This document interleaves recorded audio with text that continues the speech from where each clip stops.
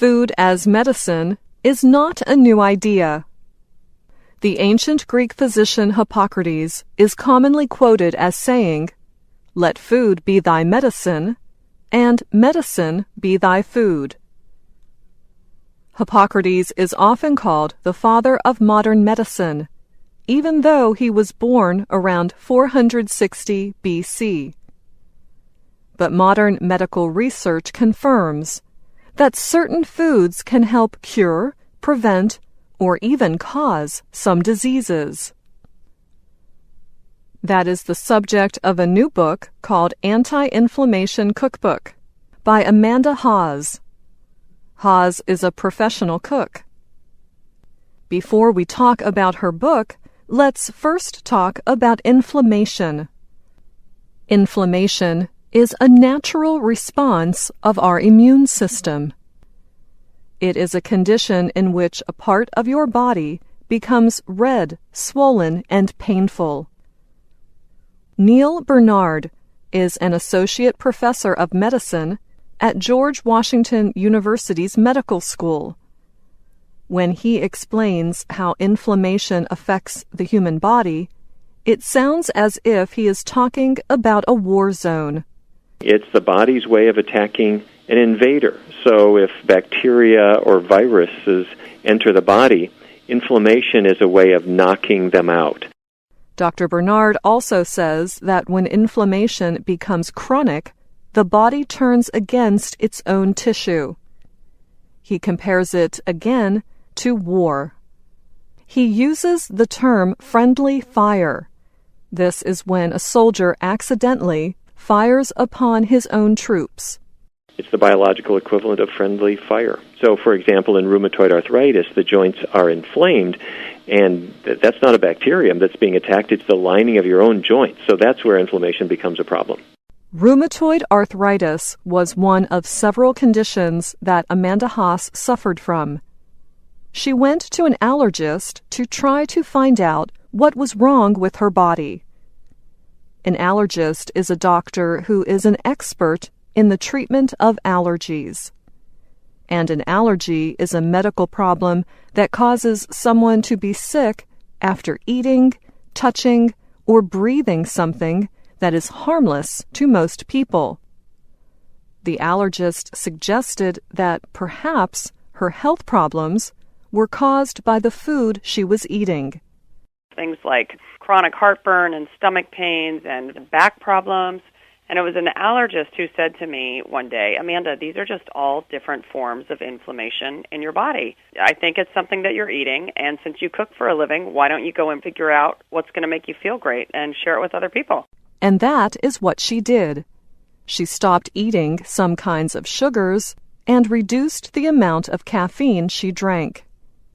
Hawes found that some healthy foods were also causing her some problems. People with joint pain from inflammation, she says, could be sensitive to peppers, tomatoes, and eggplants.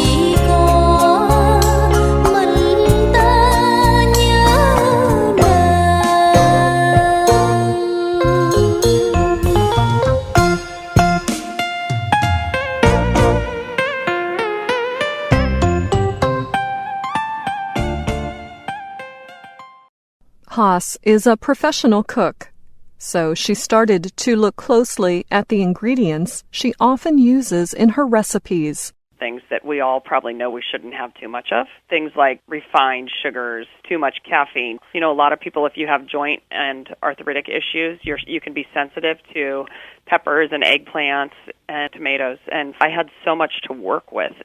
She uses a lot of green leafy vegetables, spices, and citrus in her cooking to make it anti-inflammatory. And I wanted people to understand that eating an anti-inflammatory diet can be delicious. It's just you're going to be using a lot of green leafy vegetables as you can get. I use a lot of spices, fresh herbs as well.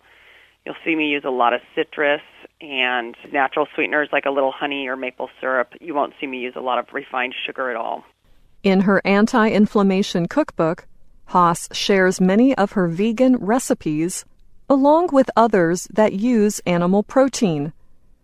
A vegan diet does not include any animal meat or animal byproducts, such as milk or eggs.